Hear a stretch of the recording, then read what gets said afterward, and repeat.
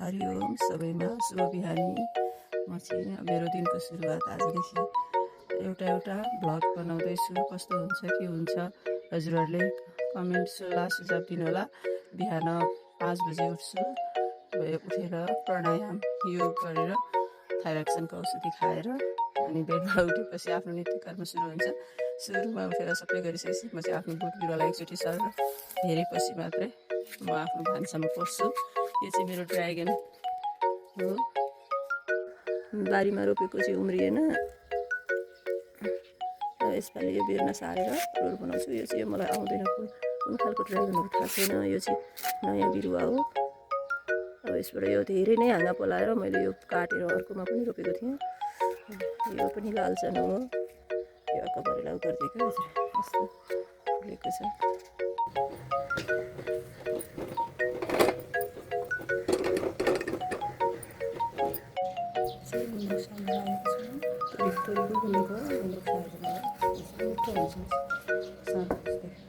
यो चाहिँ घरमा पालेको लोकल कुखुराको अन्डा हो। यो चाहिँ पलुवाको अन्डा।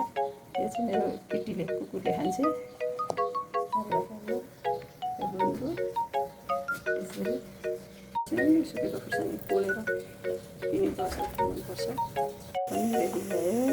अब चिया पाक्छ, ब्ल्याक टी। फाइनली बिहानको सबै काम सकाएर अब म चाहिँ औषधि खानालाई ब्रेकफास्ट खान लागेको छु। यो चाहिँ आजको अलि हेभी भयो। हिजो हामीले बेलुका रोटी हल्का चाँडै खाएको थियौँ। सबैजना खाएर निस्किया मलाई चाहिँ त्यो सानो कपमा भन्दा टन्डक भरेर रोजमेरी राखेको चिया गिलासमा खाएको एकदमै